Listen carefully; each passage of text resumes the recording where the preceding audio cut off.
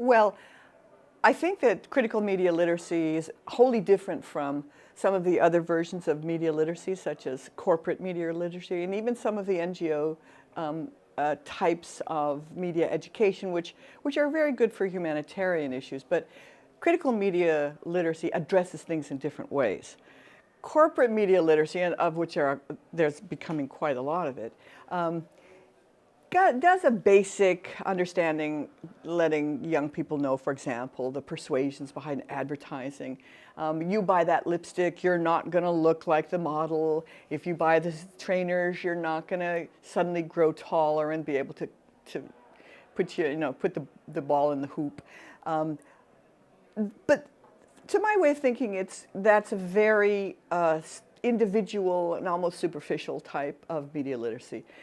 It's all about consumption. It positions the student as only a consumer and not as a citizen in a society able to affect the conditions of their lives. So critical media literacy serves a purpose of empowering youth and telling them and working with them to create alternative narratives and engage in media in a very different way.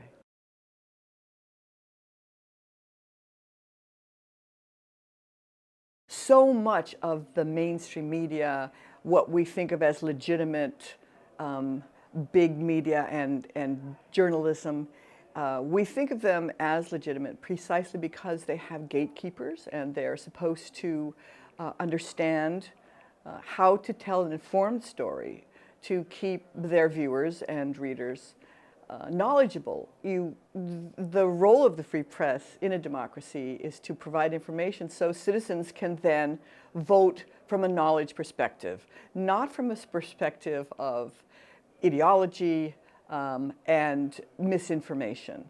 However, so much of what is in legitimate or establishment press and media follows purely government lines.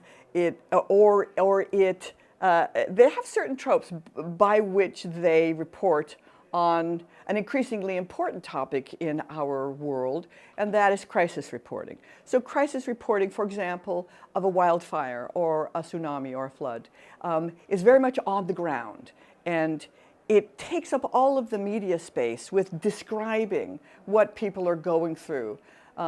But what is missing from that, with this kind of endless rotation of imagery like that, for example, the derailing of the train in Ohio, what it does is prevent the knowledge and context and background from coming in. How did that train get on a track full of toxic chemicals? Why did it have a Civil War era braking system?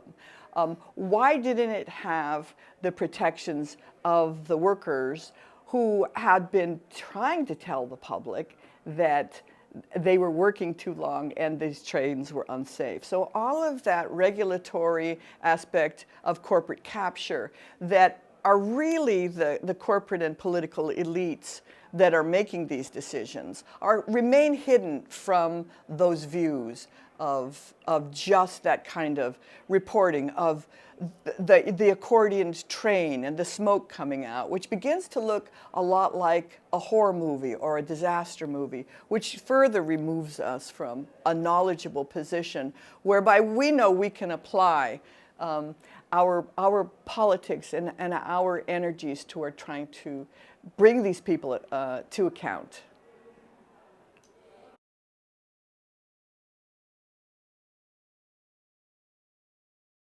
Well, we've gotten to a point where so much of campaign coverage mimics what the candidates say and does very little background to understand what their real voting policies are, or from understanding who these people are. George Santos in the congressional race in New York is a prime example.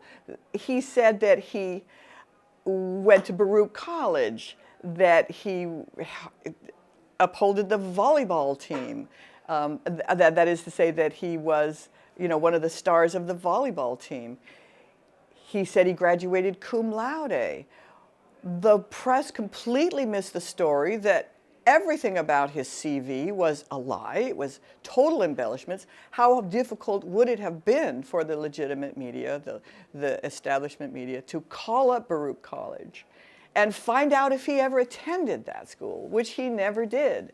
So many aspects of his CV remained unscrutinized, even though a local journalist in Long Island had revealed that story well before he was elected. Only after he was elected did the mainstream media pick up the story, and then Santos was already in the House and causing a lot of problems. So many young people, and really just the voting public, those who would like to have a meaningful vote, simply don't get the information that they want. Our debates, which seem to be the main media platform and the main kind of driver to so much of the election campaigns, are based on soundbite journalism, where candidates repeat the same thing. They don't address the questions, and media do a very poor job of unpacking and analyzing their responses. Instead, mostly they look at their appearance and said, well, especially the presidential candidate, he looked calm. He looked like he could govern. That was a good tie.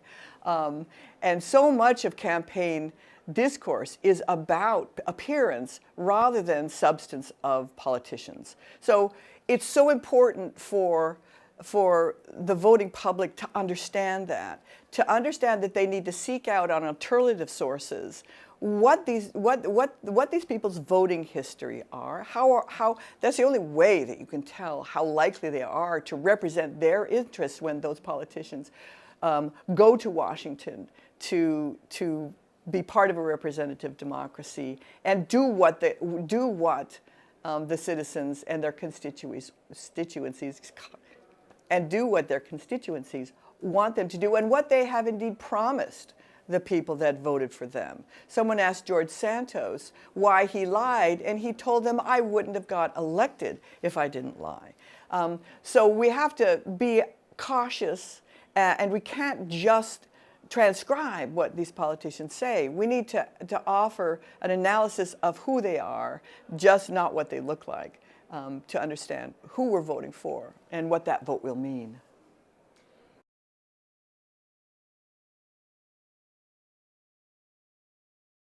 I've been very concerned with the restrictions on voting in numerous states, which have done everything to make it more difficult to do mail-in voting. Simply restricted the amount of voting sites so that there are long lines of voting. All of these things contribute to hardships on the part of voters, which should be a much easier process.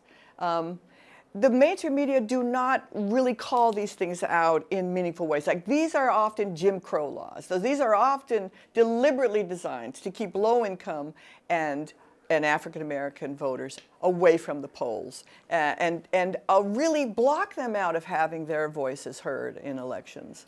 And when it is reported on, it's simply a legal kind of thing, and this is what the Democrats say, and this is what the Republicans say, in this kind of both sidesing of the political parties, which becomes normalizes this type of activity without saying, this is unconstitutional, this should not be happening. Don't just quote what the Democrats say or one group calls attention to it. Really tell the American people what this is about. This is about restricting your right to have a say in the political process.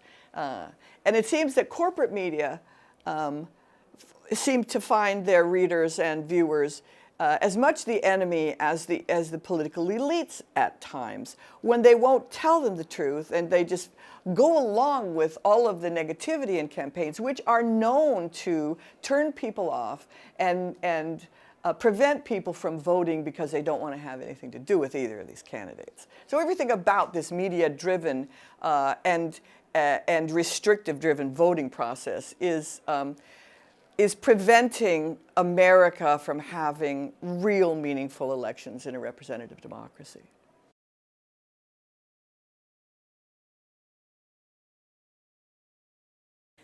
The movement for critical media literacy is essential for.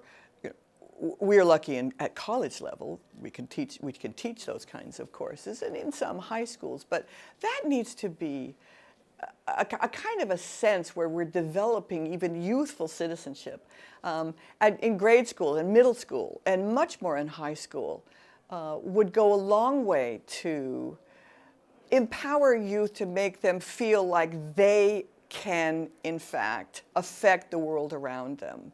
That they don't have to feel defeated all the time by just looking at this inevitable landscape that the media presents, but they can actually think of their own narratives, write themselves into the narratives of action and a politics that they choose, that they then could understand their place in it, their position within that economic and social life, and if they don't like it, then they can actively affect the world in which they live. That's one of the main messages, and one of the reasons that mainstream media is so, establishment media is such a desert and a wasteland, is there's no way that people can see themselves in those narratives, because democracy and people are largely excluded from those narratives.